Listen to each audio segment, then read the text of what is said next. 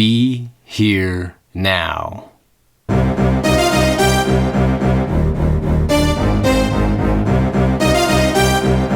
Welcome, welcome, welcome to the invisible world of Jeremy Jones, where all things are possible when you believe. So hang on, here we go. Let's do this.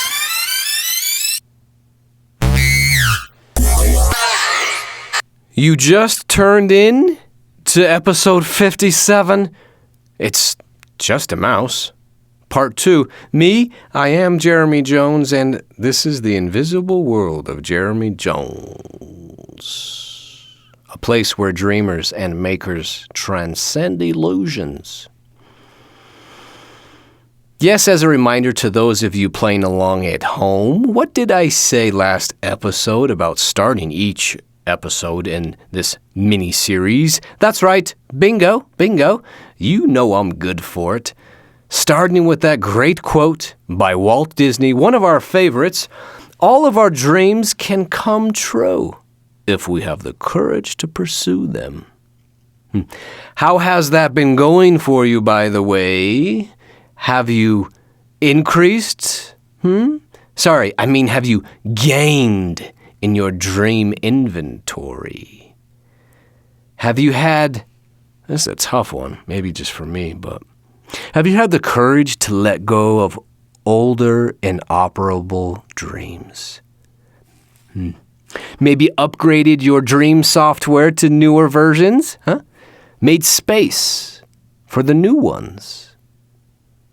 Have you increased your action steps? Your creation methodologies? Heightened your dream wall by making and placing one well-placed brick at a time? Tap, tap.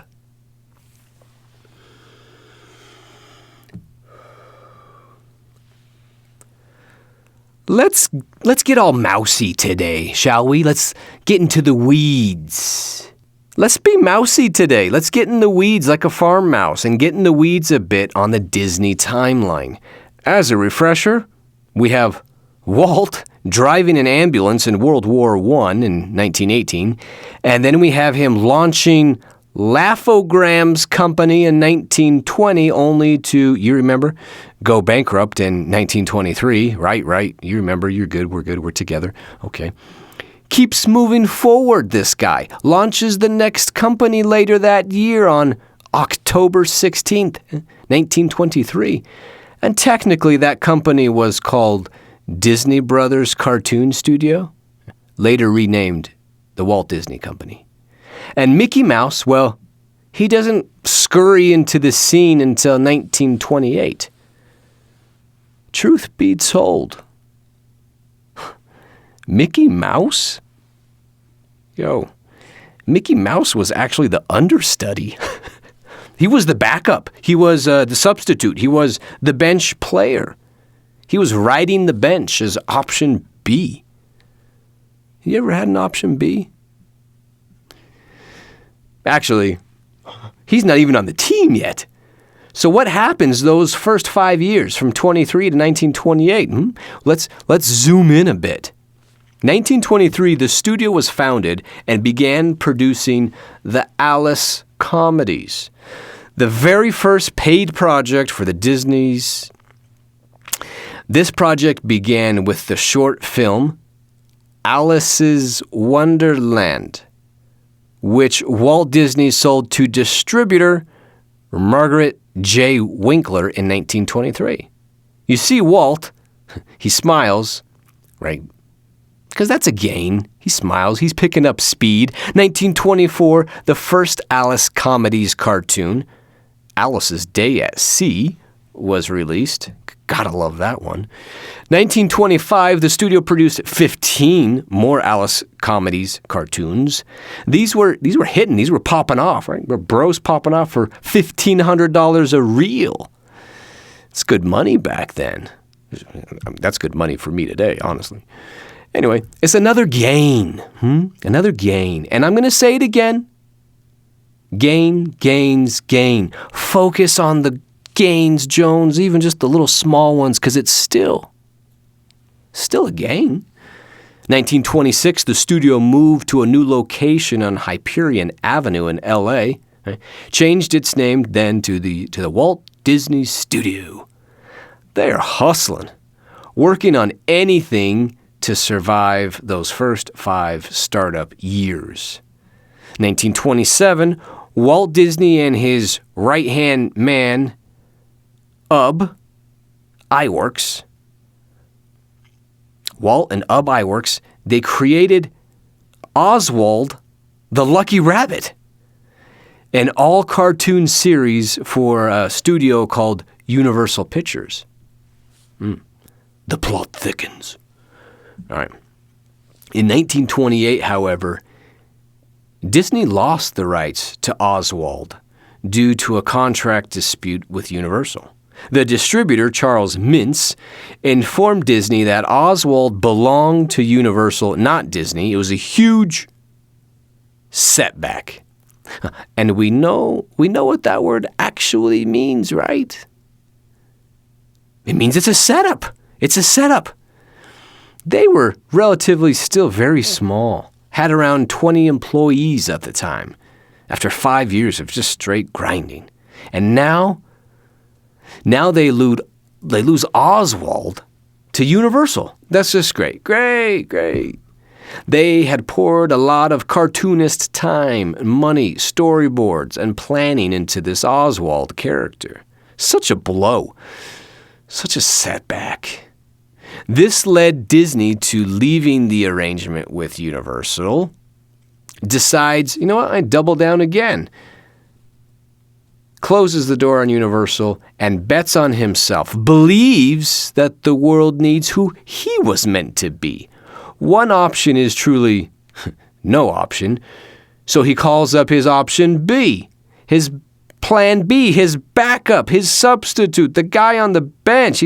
His character riding the bench. He launches Miska, Muska, Mickey Mouse, which found immediate success. Yes. Yeah, Mickey Mouse started as a simple cartoon character, made his debut. You might know this one. What was the short film called?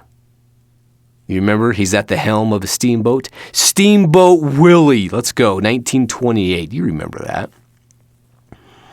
A big engineering quantitative win here was that this cartoon was one of the first to feature synchronized sound, which really helped it stand out and set the animation bar for the industry.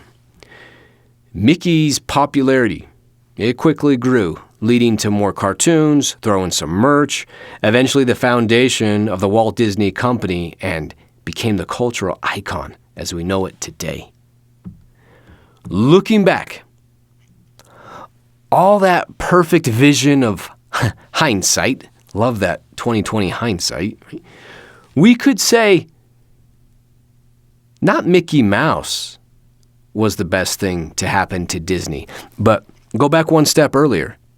That so-called setback that you and I know those were setups, at least if we choose it that way. Sprinkle in some stoic gold here from Epictetus. It's not what happens to you, but how you react to it that matters. Maybe today, have the courage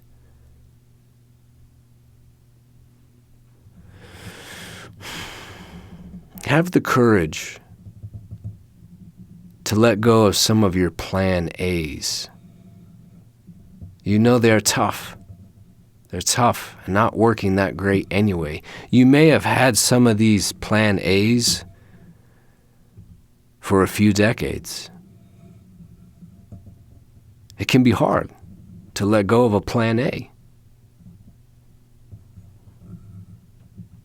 It can be hard to let go of a plan A career, a plan A marriage, a plan A relationship. That was my plan A investment, man. It was suicide. Trust, Jones. Trust that you have a Mickey Mouse back there, right? Now, I don't want to hear you say anymore, it's just a mouse. It's just a doodle. Maybe it's time to put Mickey in the big game. Let's see what he can do. So much conflict and choppy water resistance was happening with Oswald. Maybe we just need to keep moving forward. And then keep moving forward. Moving on. Try out Mickey. That sales call you made, it didn't work out. Try the next one. You just lost the rights to that client, that contract, that property. Someone else gobbled up that acquisition before you could, so now guess what time it is? Oh, that's right. Now it's time to move forward, to make one good turn on Here Be Dragons. To stop looking for another soft snow safe place to fall. Instead, put your weight on the front of your skis and reach down the double black diamond obstacle through to where you truly want to arrive. Focus on your arrival, not where you got started. In all the skiing I've done on Here Be Dragons, not one time. I hope you're enjoying today's podcast. This is where the free preview ends, and the full episode continues inside Invisible World. Use the link in the show notes to continue your inner work. And remember, the world needs who you were meant to be. So be it.